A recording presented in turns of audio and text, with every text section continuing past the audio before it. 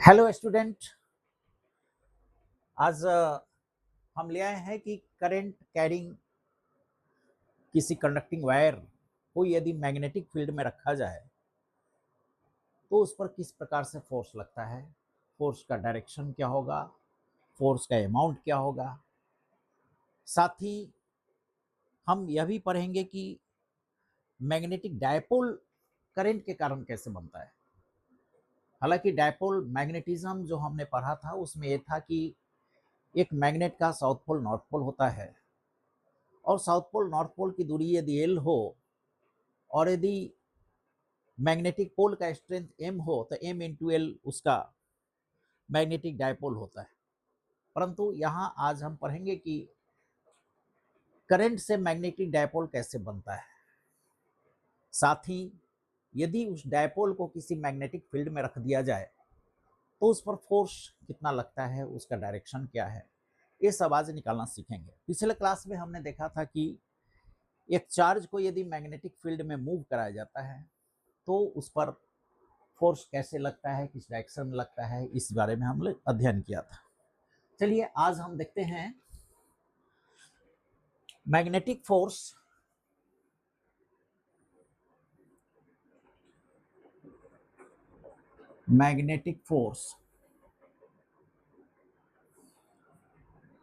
On A current carrying wire. Current carrying wire in uniform magnetic field. Uniform magnetic field.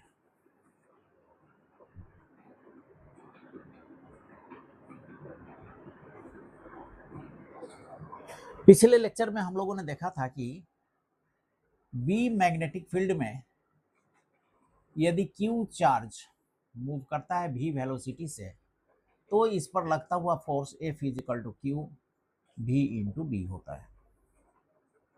इसके बारे में हमने detail study किया। अब हम करंट के बारे में देखेंगे। मान लीजिए कि इस तरह का एक एल लंबाई का कंडक्टर है, एल लंबाई का कंडक्टर है और इसका क्रॉस सेक्शन एरिया ए है और इस कंडक्टर में इलेक्ट्रॉन का density per unit volume n है। इलेक्ट्रॉन का density per unit volume n है सपोज।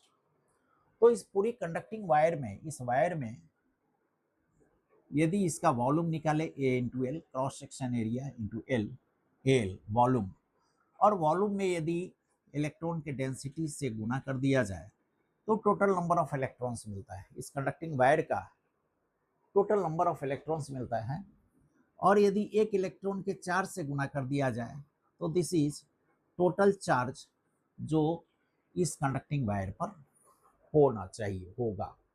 यानी इलेक्ट्रॉन के फॉर्म में टोटल चार्ज जो इस पर है वो हमें मिलता है। अब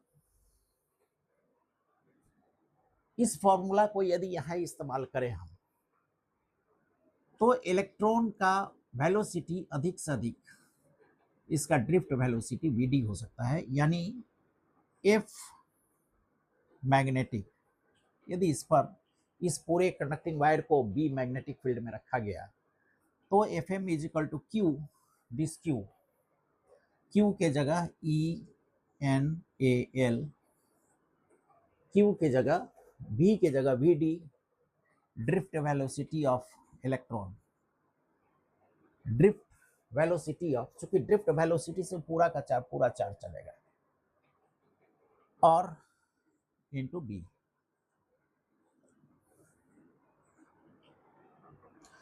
इसको लिख सकते हैं this is V D E N A, V D E N A into L by V, this, इस तरह लिखा जा सकता है।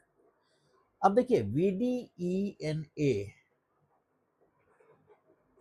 एक करंट है, this is I current L cross B.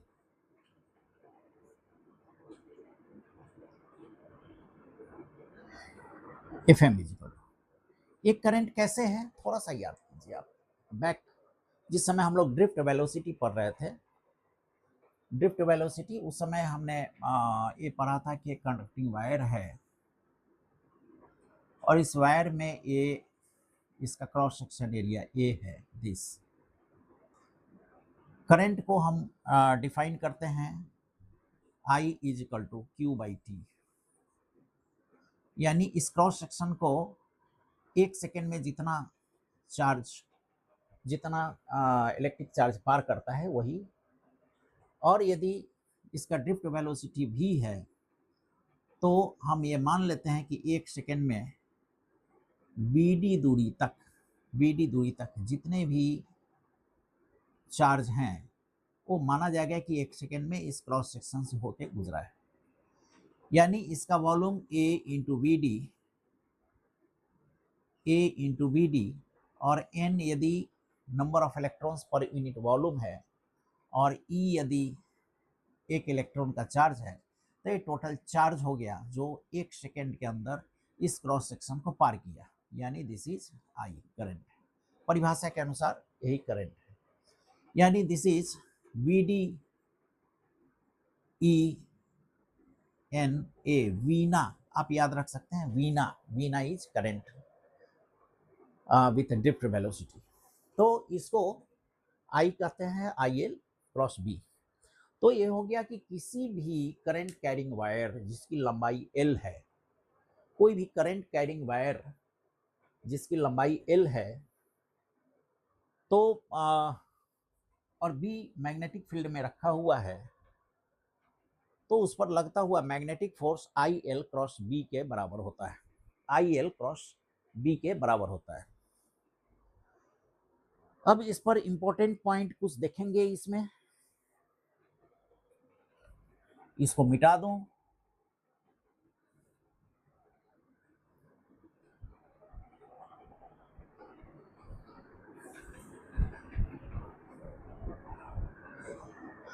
हमें एक फॉर्मूला मिला, magnetic force FM is equal to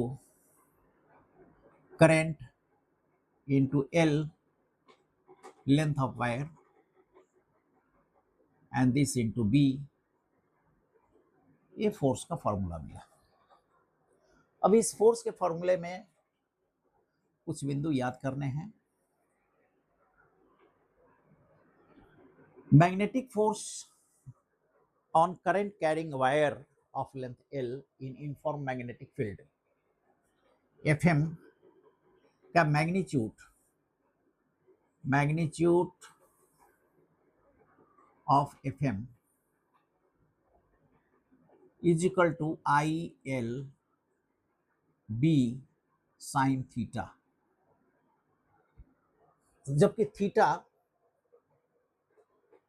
L current और electric field, sorry magnetic field, current और मैग्नेटिक फील्ड के बीच का थीटा है। Here theta is angle between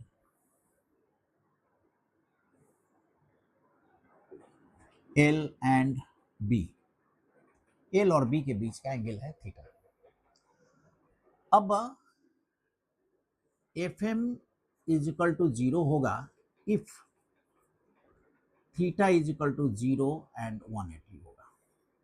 clear है, चूंकि साइन थीटा है, और FM मैक्सिमम होगा यदि theta is equal to 90 degree होगा। यानी मैक्सिमम क्या होगा, this is FM is equal to ILB, ये मैक्सिमम वैल्यू होगा। ठीक है, अब दूसरा पॉइंट, यहां पे देखिए IL लेकिन यहाँ एरो डाला गया है, ए वेक्टर को एल पर डाला गया है, इसलिए कि करंट एक स्केलर क्वांटिटी है, करंट स्केलर क्वांटिटी है और यह वेक्टर प्रोडक्ट है। तो अब सवाल यह है कि एल का डायरेक्शन क्या होगा? एल तो लंबाई है और लंबाई स्केलर क्वांटिटी होता है, एल का डायरेक्शन कैसे हो सकता है? आई वेक्टर क्वांटिटी है नहीं, आई भी स्केलर क्वांटिटी है। तो यहाँ पे हम देखेंगे कि डायरेक्शन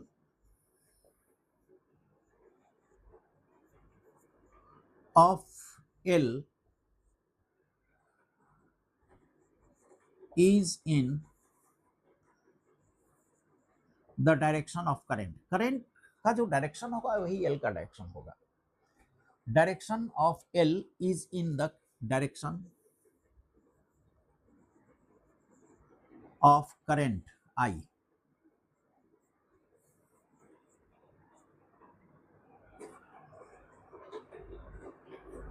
और साथ ही साथ इसका magnitude and magnitude is the length of the wire, जो वायर का लेंथ है वही इसका magnitude, magnitude is the length of the wire.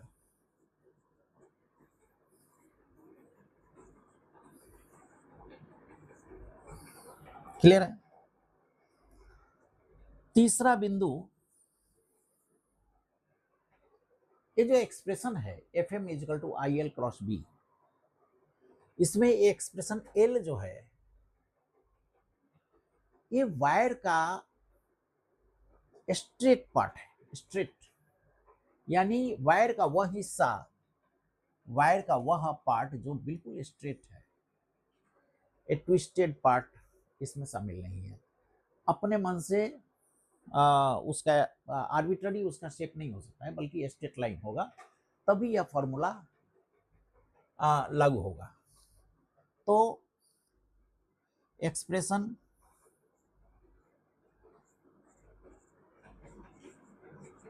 यह जो एक्सप्रेशन है F M is equal to I L cross B,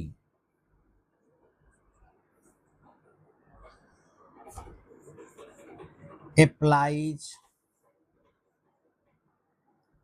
for straight stretch of conducting wire, ये conducting wire का स्ट्रेट स्ट्रेच जो होगा उसी के लिए लागू होगा, conducting wire.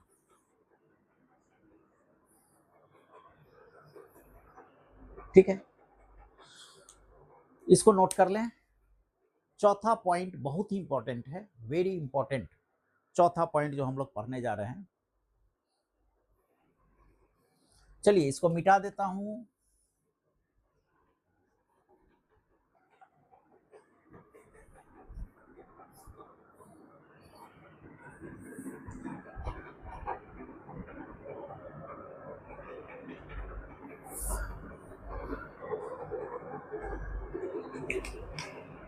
Fourth point, fourth point लेंगे कि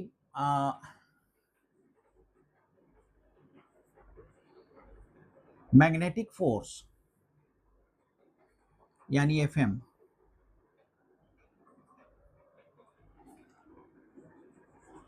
ऑन ए वायर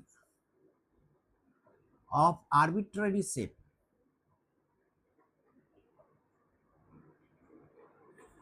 मनमाने शेप का कोई वायर ले, आर्बिट्ररी शेप,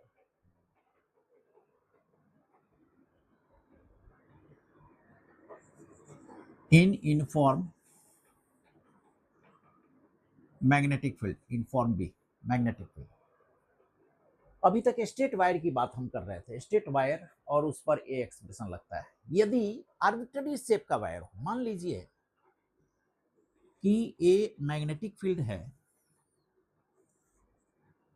और इस पर एक वायर इस तरह का वायर है, और ए वायर आई करंट, मान लीजिए इसे आई करंट जा रहा है, ये बी है,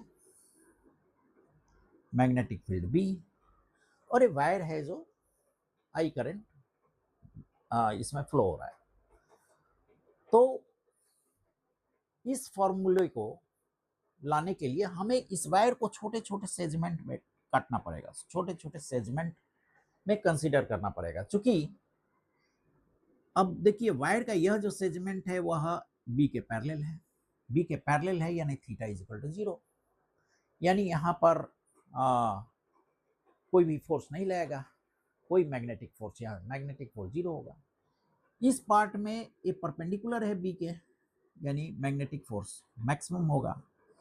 तो इस तरह इस पर लगने वाला फोर्स प्रत्येक पार्ट पर अलग अलग होगा, और इसको निकालने के लिए हम इस तरह कर सकते हैं कि डी एफ एम, छोटा सा पार्ट पर लगता हुआ force, this is I current, तो सब में एक ही समान रहेगा, करंट जहां भी रहेगा एक समान रहेगा, इंटू डी एल और बी। डी एल पर हम वेक्टर लगाएंगे और बी पर वेक्टर लगाएंगे। बी का वेक्टर बिल्कुल यूनिफॉर्म होगा, एक समान होगा, बी कांस्टेंट है, यूनिफॉर्म मैग्नेटिक फील्ड है, आई बिल्कुल कांस्टेंट है इलेक्ट्रिक करंट, लेकिन डी एल ये बदल रहा है, डी एल बदल रहा है जगह जगह, क्योंकि वेक्टर है, इसका डायरेक्शन बदल रहा है। अब इसको यदि इंटीग्रेट हम कर दें तो this F M is equal to I integration D L. अब मान लीजिए कि यह पॉइंट है सी और यह पॉइंट है डी, तो यहां लिखेंगे from C to D cross B. अब यहां देखिए यदि सी से डी तक हम चलते हैं, चूंकि DL vector quantity, vector quantity यानी डिस्टेंस वेक्टर है, यानी डिस्प्लेसमेंट है, यानी सी से डी की ओर जाते हैं तो हम इसको लिख सकते हैं, इसको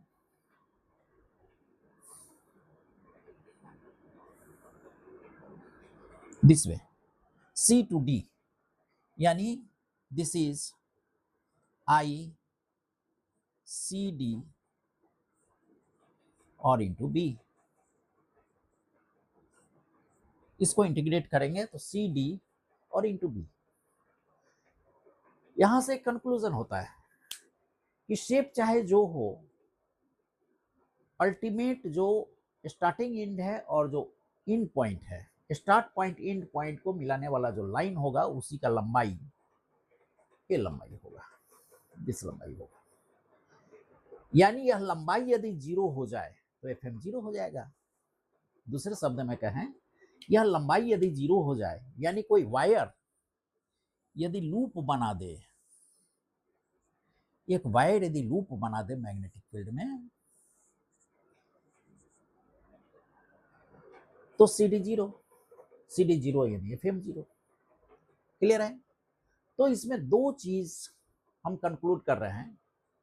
पहला यह कि वायर, कंडक्टिंग वायर का चाहे जो भी शेप हो, जो भी शेप हो, इस वायर पर लगता हुआ जो फोर्स होगा मैग्नेटिक फोर्स, इसके स्टार्ट पॉइंट और एंड पॉइंट को जोड़ने वाला लाइन की लंबाई पर डिपेंड करेगा। इसको जोड़ने वाले लंबाई पर डिपेंड करेगा। दूसरा यह कि यदि जोड़ने वाला ये लंबाई यदि 0 हो तो कोई फोर्स इस पर, नेट फोर्स 0 हो जाएगा। Magnetic force F M on a wire a loop current, on a loop current is 0। तो इसमें दो कंक्लूजन हम निकालते हैं। पहला कंक्लूजन कि for arbitrary shape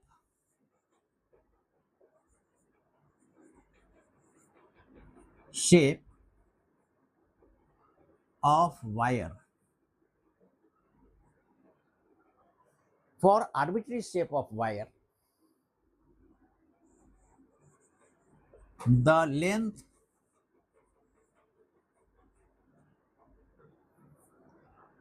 of wire considered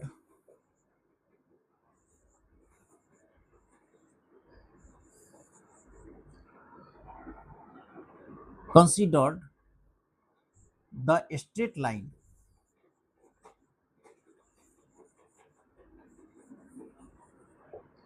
from start to end point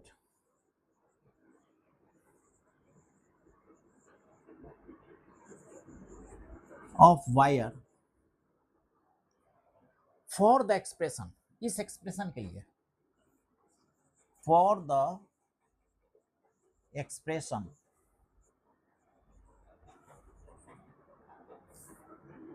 Fm is equal to I L cross B. इस expression के लिए एल जो है आर्बिट्रेरी शेप की स्थिति में एंड पॉइंट, स्टार्ट पॉइंट और एंड पॉइंट के बीच का जो लाइन होगा, स्ट्रेट लाइन, उसी का लंबाई एल होगा। और दूसरा कंक्लूजन ये है बी, दूसरा conclusion B,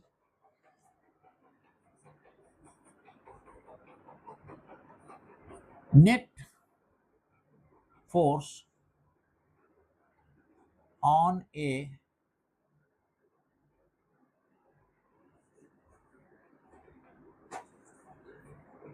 current loop in uniform magnetic field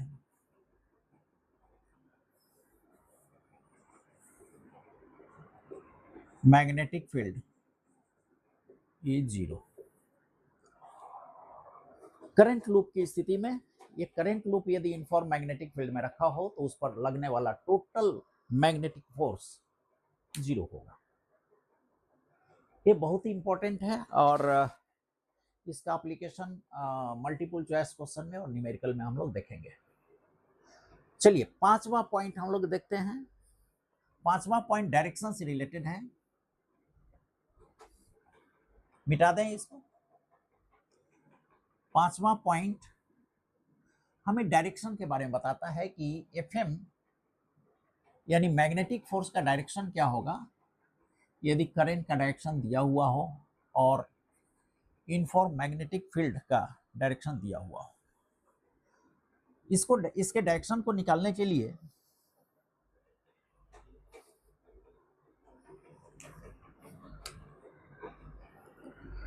हम लोग Fleming's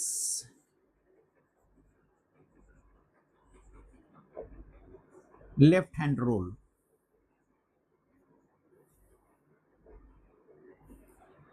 Fleming's left hand rule का इस्तेमाल करते हैं। और इसमें फ्लेमिंग्स लेफ्ट हैंड रूल में फोर फिंगर, मिडिल फिंगर और ये थंब, इसको 90 डिग्री पर इस तरह स्टेप में लाते हैं। मिडिल फिंगर यदि करंट को शो करता है, मिडिल फिंगर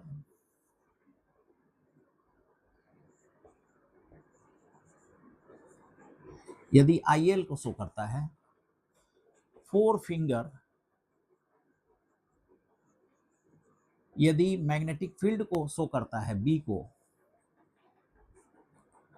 तो थंब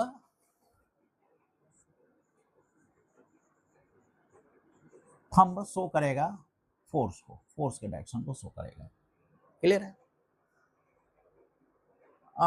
हालांकि क्रॉस प्रोडक्ट में आप और भी तरीके हैं। उस तरीके में एक राइट हैंड रूल है कि एल से बी की ओर यदि उंगली को मोड़ते हैं, इस तरह कर्व करते हैं एल से बी की ओर, तो अंगूठा का जो डायरेक्शन होगा, जो थंब का डायरेक्शन होगा, वही एफएम का डायरेक्शन होगा। दूसरा यह कि एक राइट हैंडेड स्क्रू लेते हैं और स्क्रू को यदि एल से बी की ओर हम घुमाते हैं क्लॉकवाइज, तो स्क्रू का नोक का जो डायरेक्शन होगा वह एफएम का डायरेक्शन होगा। ते महत्वपूर्ण पॉइंट थे करंट कैरिंग वायर पर लगने वाला मैग्नेटिक फोर्स के फॉर्मूला के संबंध में।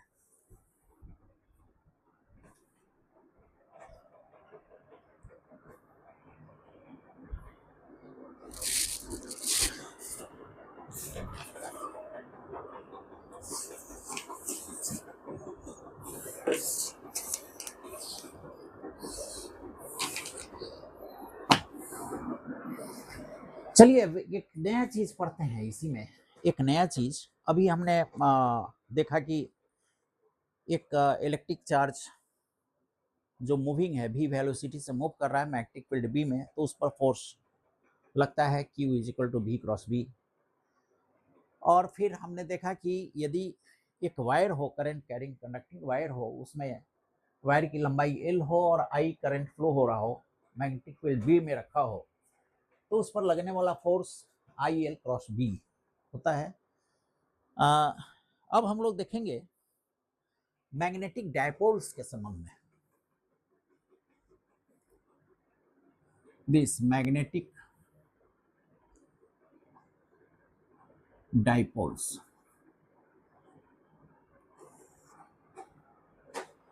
इस तरह का डायपोल हमने पढ़ा था इसमें भी, इलेक्ट्रिक डायपोल के संबंध में पढ़ा था, याद कीजिए। उसको थोड़ा सा हम बैक चल के याद दिला देते हैं। इलेक्ट्रिक डायपोल, ये इलेक्ट्रोस्टैटिक में हमने पढ़ा था कि दो इक्वल एंड अपोजिट चार्ज एक दूसरे के काफी करीब हो, यदि मान लीजिए दिस क्यूब और a प्लस क्यूब एक दूसरे के काफी करीब है, सुविधा के लिए इस दोनों के बीच की दूरी हम 2l लिए थे, तो चार्ज गुने दोनों के बीच का जो दूरी होता है, चार्ज गुने दोनों के बीच का दूरी, वह इलेक्ट्रिक डायपोल होता है और उसको P से डिनोट करते हैं, यानी P is equal to 2QL। Clear है? P जो इलेक्ट्रिक डायपोल है एक वेक्टर क्वांटिटी है, और इस वेक्टर क्वांटिटी का डायरेक्शन निगेटिव टू पॉजिटिव होता है, इस तरह होता है, फ्रॉम निगेटिव टू पॉजिटिव होता है। एग्जैक्ट इसी प्रकार से मैग्नेटिक डायपोल में ये साउथ पोल है और suppose this is north pole, और इसका स्ट्रेंथ मान लीजिए m है, इसके बीच का दूरी l है, या 2a, सपोज 2a है, तो मैग्नेटिक डायपोल्स इसको m से डिनोट करते हैं, m is equal to 2a small m, और इसका direction from south pole to north pole होता है, यानी m एक वेक्टर क्वांटिटी है। तो मैग्नेटिक डायपोल, मैग्नेट का दो पोल जिसका स्ट्रेंथ m है, दोनों के बीच का दूरी 2a है, तो उस स्थिति में magnetic dipole m is equal to 2m, और इलेक्ट्रिक डायपोल इस तरह लेते हैं। इलेक्ट्रिक डायपोल में थोड़ा सा हम बढ़ते हैं आगे, ताकि अब A डायपोल का सेंटर है, अब मान लीजिए कि एक्सियल पॉइंट पर कोई पॉइंट P है, एक्सियल इसे के एक्सिस पर, जिसका दूरी यहां से r है, यानी this distance r minus l, और इसका डिस्टेंस r प्लस l। इस स्थिति में इस दोनों चार्ज के कारण P बिंदु पर यदि इलेक्ट्रिक फील्ड निकालना हम चाहें, यानी इलेक्ट्रिक फील्ड इसके कारण निकालना चाहें, एट एक्सियल लिख सकते हैं, axial point, this is KQ divided by, इसके कारण हम निकाल रहे हैं, divided by R minus L का whole square, minus KQ divided by R plus L का होल स्क्वायर। क्लियर है? अब इसको यदि सॉल्व करते हैं तो this is KQ R square minus L square और इसका होल स्क्वायर। यदि R L से बड़ा हो, L बहुत ही छोटा हो, तो L को नेग्लेक्ट कर सकते हैं, यानी यहां पर R4 लिख सकते हैं, R4। ऊपर में इसको सॉल्व करेंगे तो R प्लस L का whole square minus R minus L का होल स्क्वायर, यानी A plus B, A minus B, A plus B, A minus B. A plus B यदि करते हैं तो 2R, और A माइनस बी करते हैं तो 2L। यानी दिस इज 4RL। क्लियर है? तो दिस इज R कैंसिल, और ये हो गया कि 2 × 2QL divided by RQ। R cancel हो गया। अब 2QL is equal to P, यानी this is K 2P by R², RQ। ये एक्सियल पॉइंट पर P पर इलेक्ट्रिक फील्ड है, electric field at axial point. Clear है? यदि हम इस तरह का पॉइंट लेते हैं, इसको रेडियल पॉइंट कहा जाता है। This axial point, radial point, perpendicular point. यहां पर यदि हम लेना चाहें तो इस पॉजिटिव चार्ज के कारण इस तरफ होगा, नेगेटिव चार्ज के कारण दिस में होगा।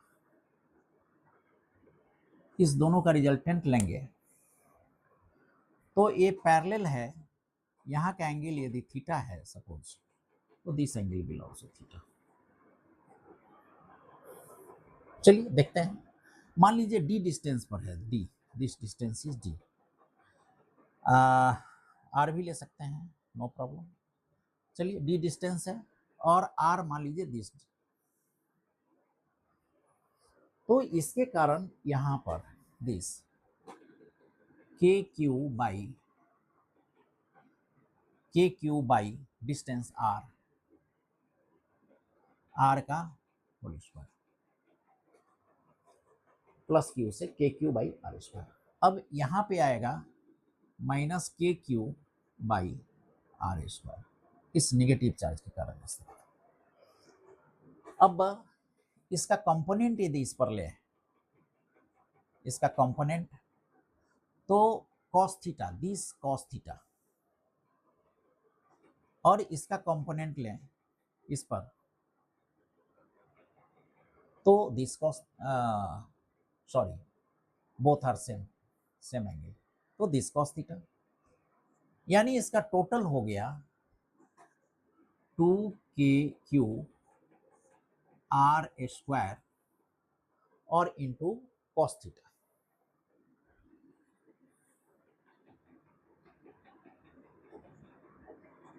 cos थीटा, अब cos थीटा लिख सकते हैं, this cos theta is equal to L by R। cos theta is equal to L by R, यानी this is K 2Q L RQ, cos theta is equal to L by R। अब ये हो गया M, यानी KP by RQ। अब एक बड़ा interesting चीज मिला, इस इलेक्ट्रिक डायपोल के एक्सियल पॉइंट पर P 2KP बाई RQ और इसके रेडियल पॉइंट पर P KP by RQ, KP by RQ और 2KP बाई RQ। इसको याद रखेंगे, इसका इस्तेमाल है। तो KP बाई RQ एक्सियल इस पर, रेडियल पर, और एक्सियल पॉइंट पर 2KP बाई RQ। चलिए ओके, अब इसको मिटा देते हैं। अब आगे हम केवल मैग्नेटिक फील्ड की चर्चा करते हैं।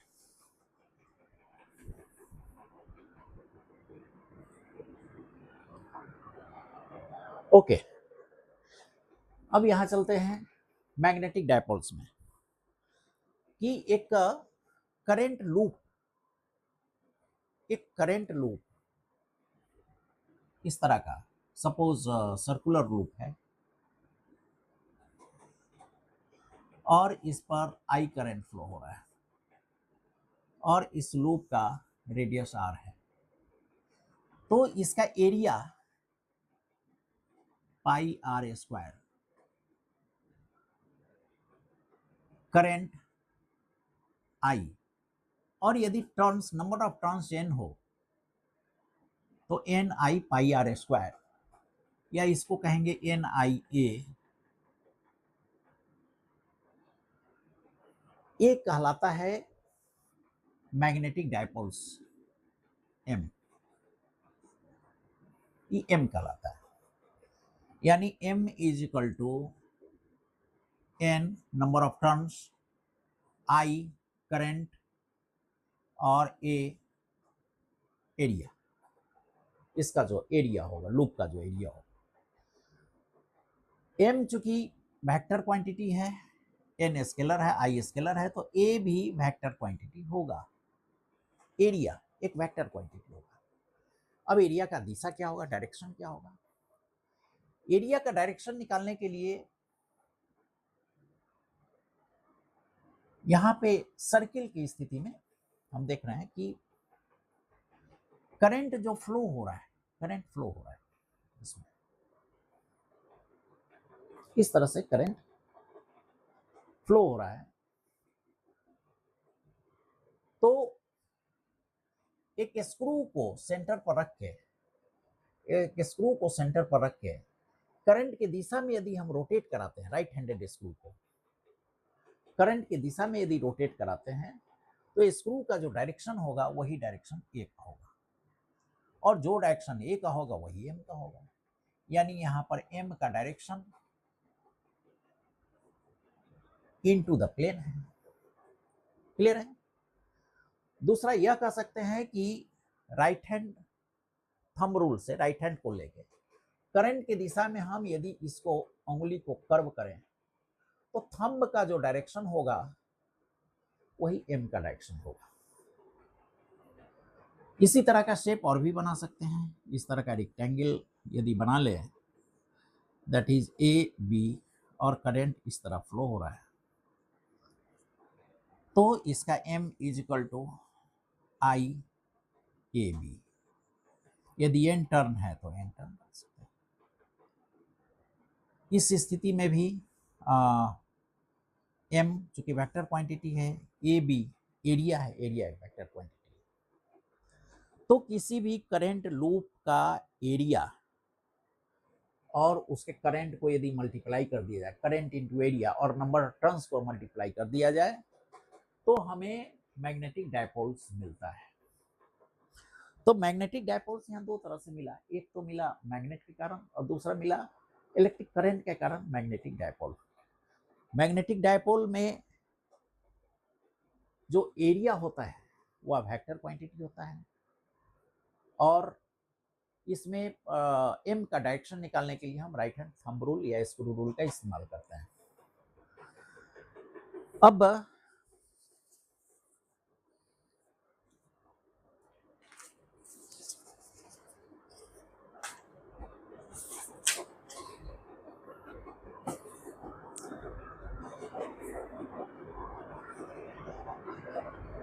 अब मैग्नेटिक डायपोल्स के बारे में हमने कॉन्सेप्ट एक ले लिया, this magnetic dipole.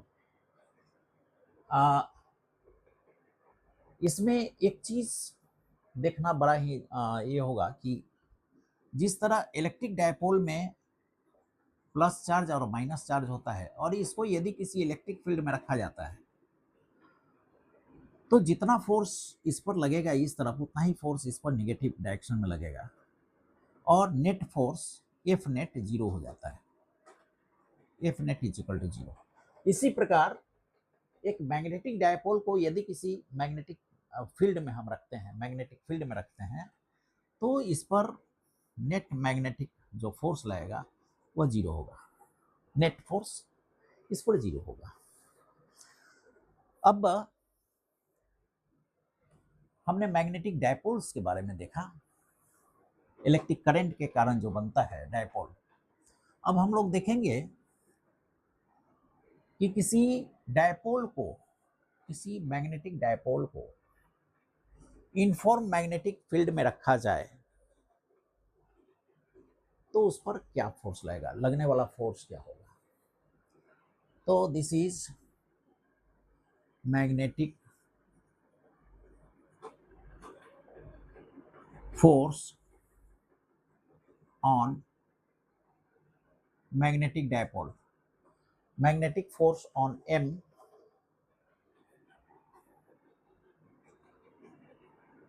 in a magnetic field, uniform magnetic field,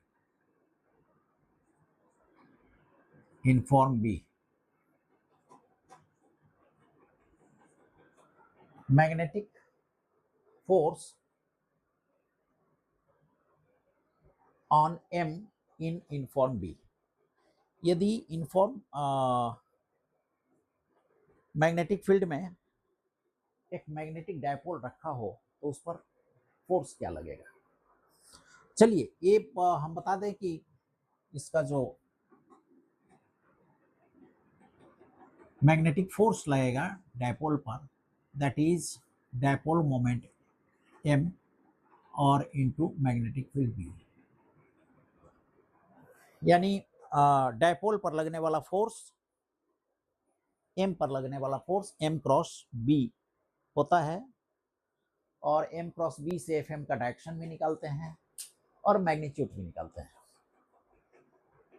लेकिन इसको हम डिराइव करते हैं अभी, क्योंकि इंटरमीडिएट एग्जाम के लिए इंपॉर्टेंट है डेरिवेशन इसका। देखिए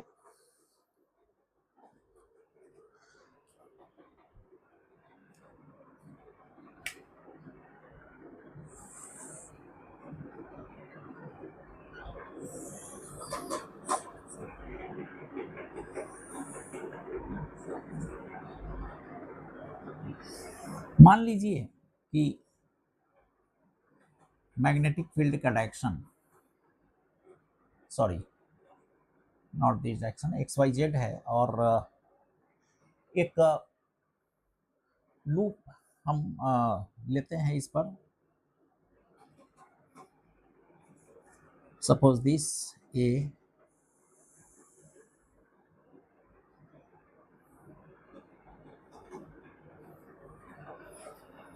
और बी। ये एक्स है इसलिए this A I, B J,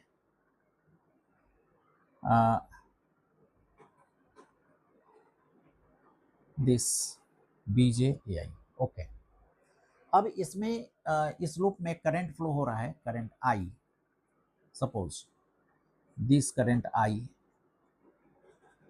flow हो रहा है। अब इस करंट के डायरेक्शन में ये बीजे है तो दिस विल माइनस बीजे,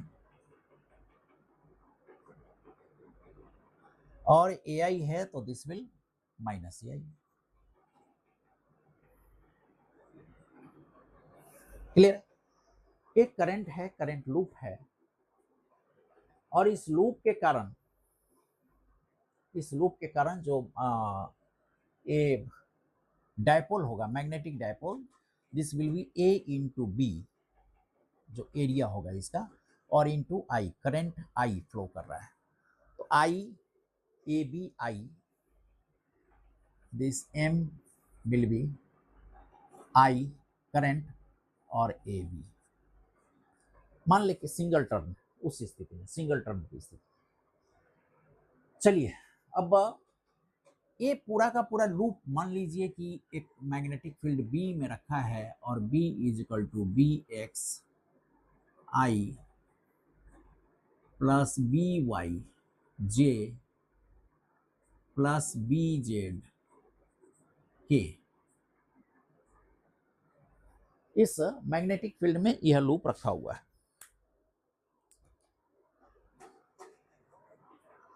अब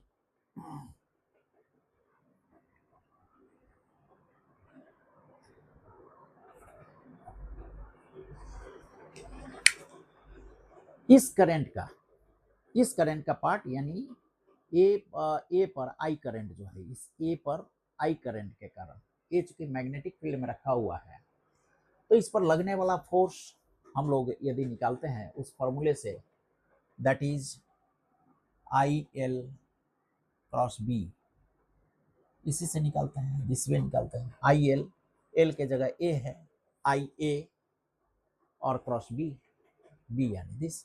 तो इस पर क्या फोर्स लगेगा, इस पर क्या लगेगा, इस पर क्या लगेगा, इस पर, चारों पर हम अलग अलग फोर्स निकाल सकते हैं। क्लियर है? तो हम फोर्स निकालते हैं, suppose this O A B C और ओ ए पर force F O is equal to, देखिए ए आई और आई क्रॉस बी, चूंकि इसको क्रॉस करेंगे तब इस पर, जैसे आई एल क्रॉस बी, इसको क्रॉस प्रोडक्ट करेंगे तो इस पर लगता हुआ फोर्स हमें मिलेगा। तो F O is equal to A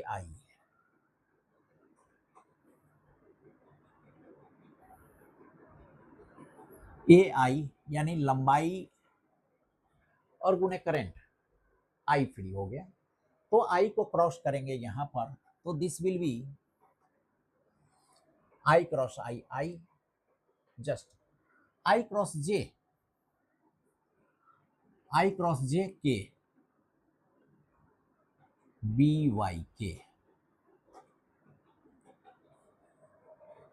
I cross K यानी minus J, this is B Z I cross K J, this minus, clear है। इसी तरह बीजे का यदि करें, बीजे, तो this F A B is equal to I B I को हम ए कर लें और इसमें जे है, जे को इससे मल्टीप्लाई करें तो जे क्रॉस आई उल्टा हो गया यानी माइनस के, तो बी एक्स के माइनस जे क्रॉस के जे के आई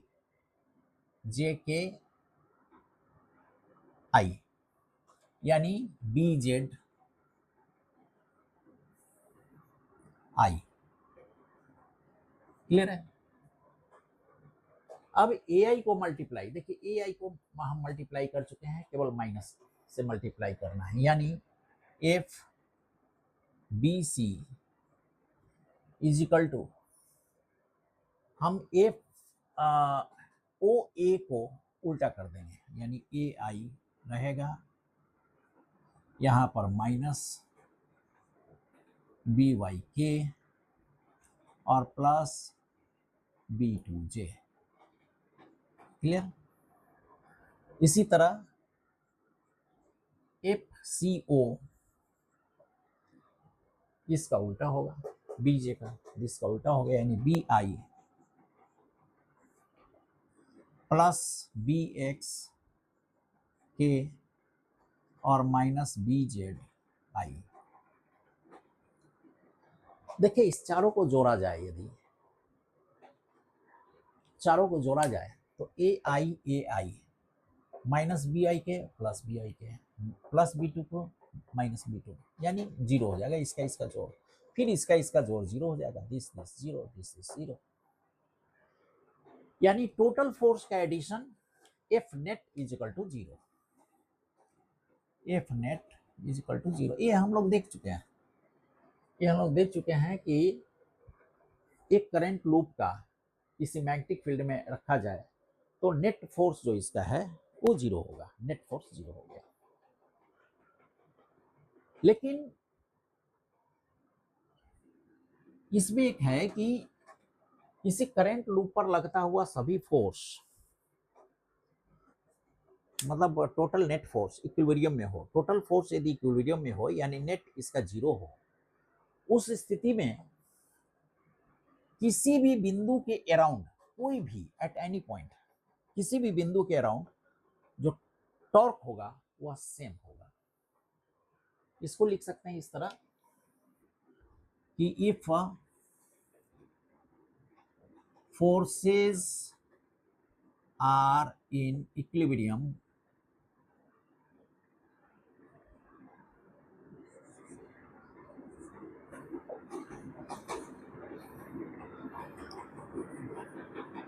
the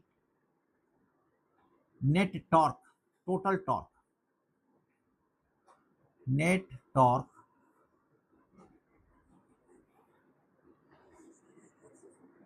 about any point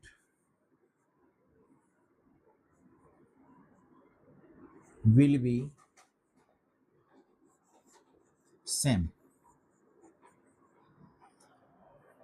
यहां भी वही स्थिति है, फोर्स इक्विलिब्रियम में है, यानी इसका किसी भी बिंदु के अराउंड यदि टॉर्क निकालें तो टोटल जो वो सेम होगा, चाहे जिस बिंदु के अराउंड निकालें।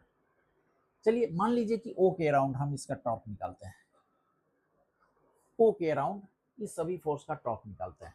अब एफओए पर लगना हुआ फोर्स दिस वन है फोर्स, जो ऑब्वियसली इसके सेंटर ऑफ मास यानी सेंटर पर लाएगा, इस जो आर्म है, ये जो वायर है, इसके सेंटर पर लाएगा, इसके सेंटर पर ये फोर्स लाएगा, इसके सेंटर पर ये लाएगा, इसके सेंटर पर ये लाएगा, ठीक है। लेकिन ये जो सेंटर है, this centre will be x axis, यानी दिस इज a/2 I।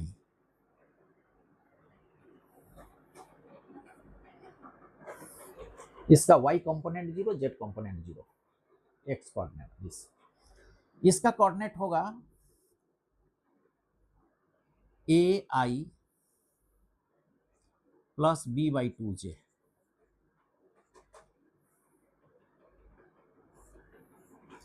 इसका कोऑर्डिनेट होगा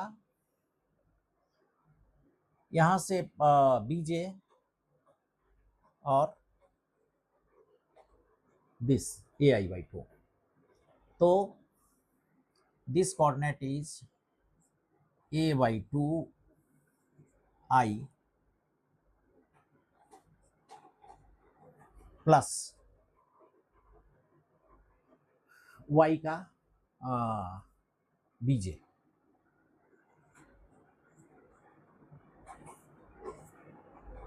और इसका होगा b/2j,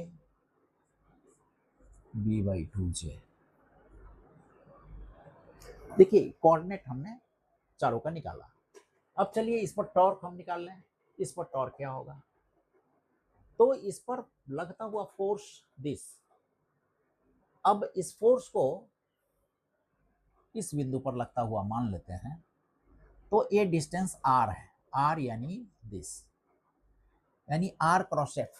टॉर्क कैसे निकालते हैं, torque is equal to, torque निकालते हैं r क्रॉस f से। f दिया हुआ है, r ए पॉइंट है, यानी यहां से यहां का पॉइंट ये, यहां से यहां का पॉइंट दिस, यहां से यहां का दिस, तो दिस इनटू क्रॉस दिस करना है हमें, यानी टाउ, टोटल टाउ यदि हम निकालना चाहें, टोटल टाउ निकालना चाहें तो total tau is equal to ai cross this, यानी a स्क्वायर, यहां पे दिस इज a² I। अब I से क्रॉस करेंगे, इसको I से क्रॉस करेंगे तो this is I cross k यानी -j, तो b/j, I क्रॉस j यानी k,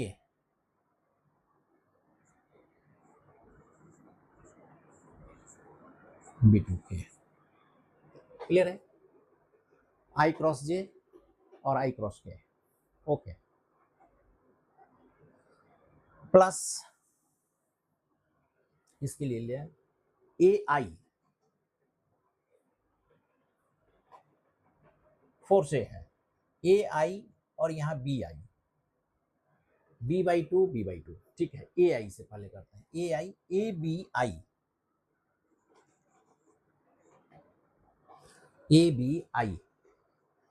I क्रॉस k यानी -j, this is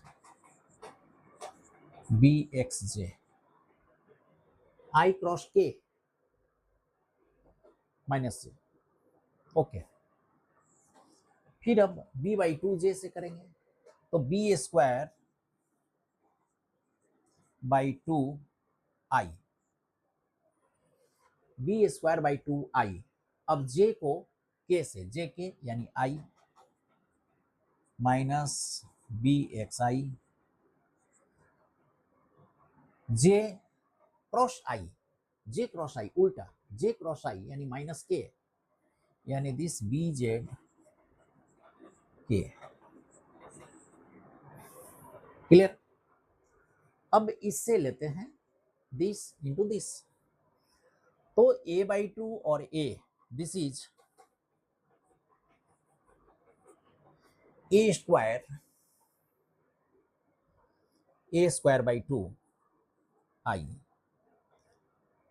i k यानी -j, तो दिस इज -by और j, -by नहीं होके i cross k j plus हो जाएगा, i क्रॉस j k यानी bzk। ओके, अब bj से abi plus abi, j cross k, तो j टू k यानी i, यानी this is -by into I, j cross j this. चलिए last बच गया दिस वन टू दिस। अब a है b/2j, यानी दिस इज b² i। अब j को मल्टीप्लाई करेंगे k से, j के i, यानी दिस bxi, j इंटू के आई, और j क्रॉस i यानी माइनस के, एंड दिस इज bzk। चलिए, अब ये हो गया टोटल टॉर्क जो हमने 0 के अराउंड निकाला। अब इस टॉर्क को हम देखें, a²/2i,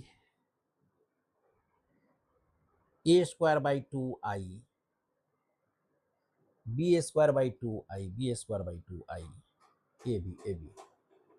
okay okay okay okay okay, कहीं हम लोगों ने थोड़ी सी चूक की है, a/2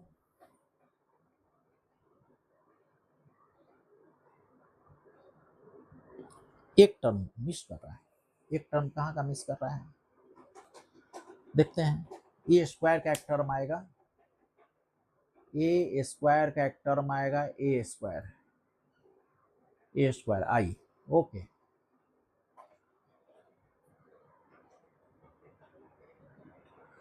इसको गुना यदि करेंगे तो a² i,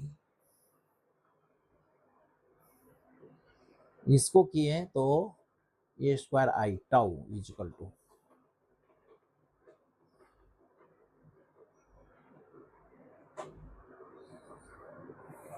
a/2 सॉरी, यही a/2 है। चलिए, this cancel, this and this cancel, तो केवल ये दो बचा, यानी tau is equal to A B और करंट आई, ए बी और करंट आई, और this B X J minus B Y I. देखिए ये this is equal to I A B area है, A this area into this current, और A B into B X I plus B Y Z J plus B Z के। देखिए, इसको multiply करें, इसके बराबर आ जा रहा है। This means L I A cross B.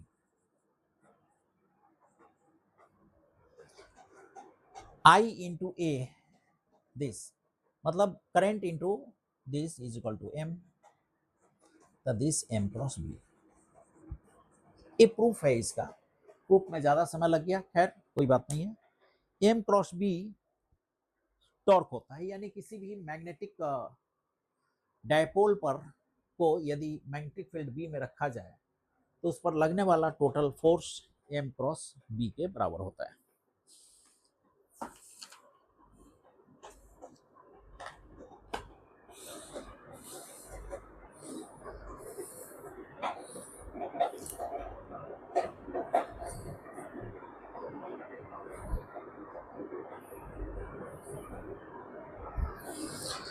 Okay, मिटा दे इसको।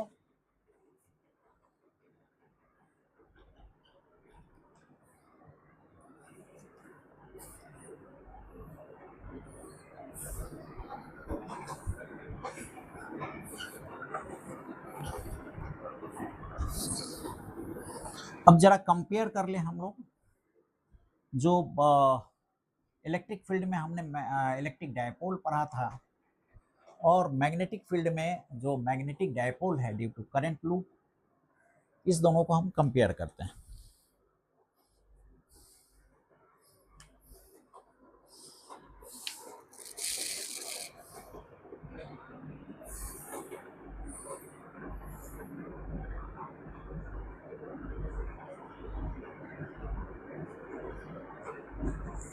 देखिए सिमिलरिटी देखते हैं इलेक्ट्रिक डायपोल और मैग्नेटिक डायपोल के बीच। Electric dipole and this magnetic dipole।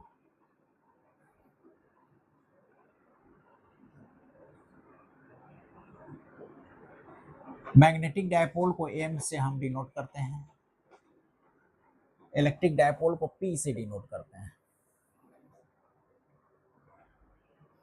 सबसे पहले आते हैं मैग्नीट्यूड पर। यदि मैग्नीट्यूड हम लें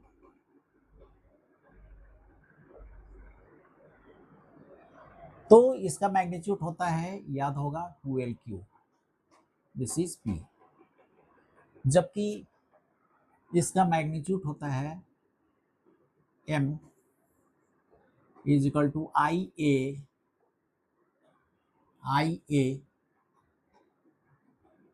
ओके। यदि N है नंबर ऑफ टर्न्स तो NI है। एक करंट लूप का एरिया A, करंट I और N number of turns NI है। अब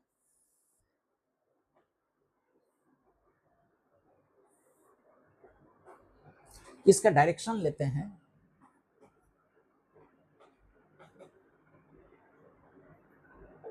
इसका direction from negative charge to positive charge होता है डायरेक्शन, और इसका direction from south pole to north pole होता है, फ्रॉम साउथ पोल तो नॉर्थ पोल। देखिए किसी करंट लूप में इस तरह का लूप है, यदि करंट लूप में, तो इस लूप का वह साइड जहां से देखने पर करंट क्लॉकवाइज दिखता है, इस लूप का वह साइड जहां से देखने पर यह क्लॉकवाइज दिखता है वह साउथ पोल होता है।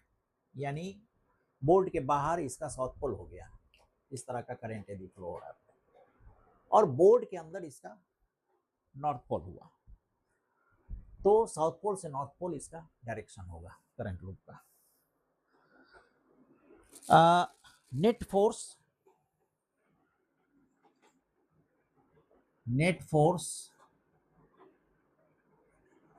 In uniform B, uniform magnetic field. तो यूनिफॉर्म फील्ड केवल लिखेंगे, क्योंकि इलेक्ट्रिक होगा यूनिफॉर्म फील्ड।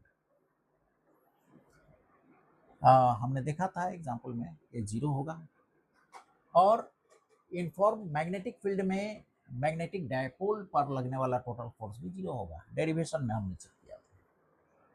क्लियर है? अब टॉर्क,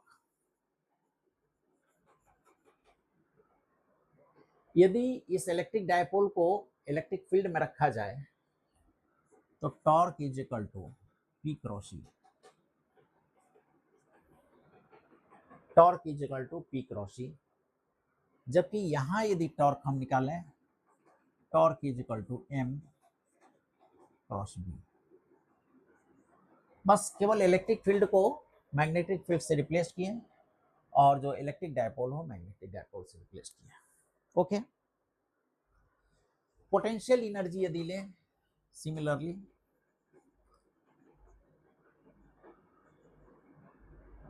पोटेंशियल एनर्जी Q से डिनोट करें तो this is minus P dot E, potential energy. इसी तरह इसका potential energy minus M dot B. Okay. अब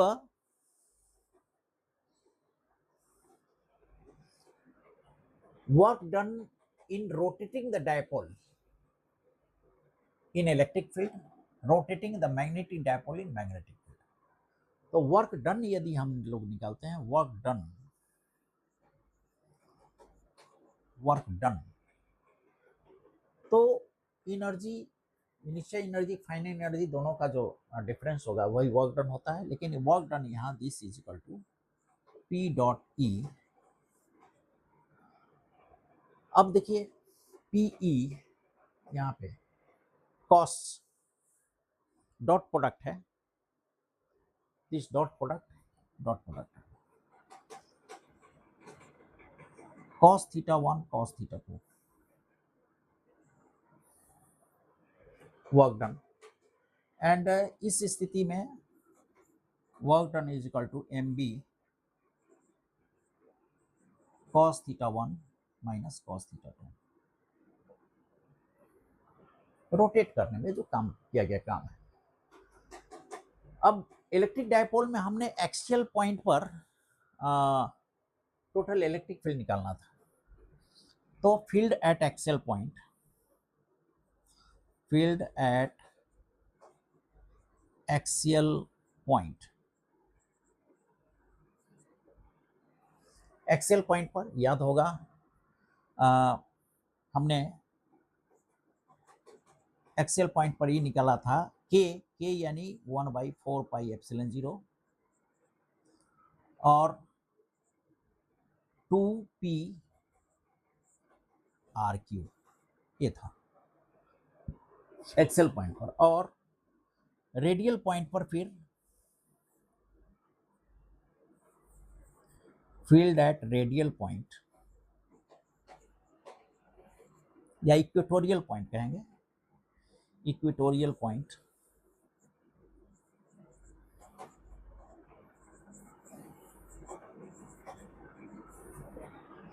this is E is equal to 1/4 pi epsilon 0 और P बाई आर क्यू।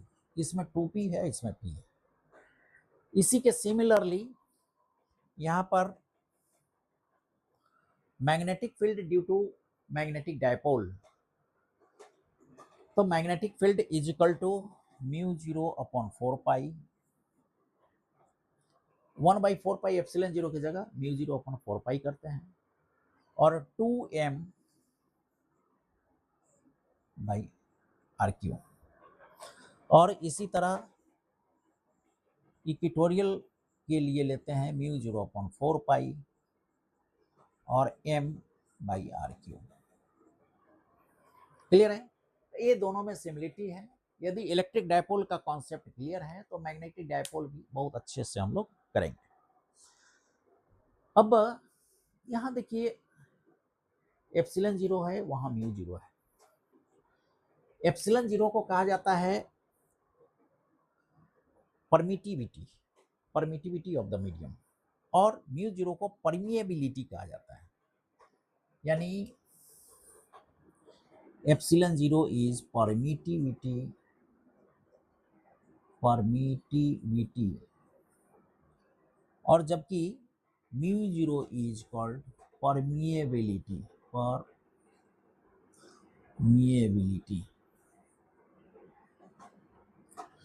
इसमें velocity of light जब निकालते हैं तो दिस इज 1/एप्सिलॉन जीरो और म्यू जीरो। ये वेलोसिटी ऑफ लाइट इस तरह से हम लोग कैलकुलेट करते हैं। चलिए तो आज के लिए बस इतना ही। अगले चैप्टर में हम लोग शुरू करेंगे बायोट-सेवर्ट लॉ। बायोट-सेवर्ट लॉ में हम कैलकुलेट करेंगे कि एक वायर, करंट कैरिंग वायर के कारण जो मैग्नेटिक फील्ड जनरेट होता है। अभी तक हम लोगों ने देखा कि करंट कैरिंग वायर यदि मैग्नेटिक फील्ड में है तो क्या फोर्स एक्सपीरियंस होता है उस पर। अब हम लोग देखेंगे कि एक करंट कैरिंग वायर के कारण कितना मैग्नेटिक फील्ड किसी पॉइंट पर जनरेट होता है। साथ ही मैग्नेटिक फील्ड भी निकालना सीखेंगे due to circular current at its axis. साथ ही हम लोग एम्पियर सर्किटल लॉ भी देखेंगे और इसका एक न्यूमेरिकल भी देखेंगे। तो एक लेक्चर और इस टॉपिक पे हमारा है और इसके बाद हम प्योर मैग्नेटिज्म की ओर शिफ्ट करेंगे। ओके, पढ़ाई करते रहिए। Thank you.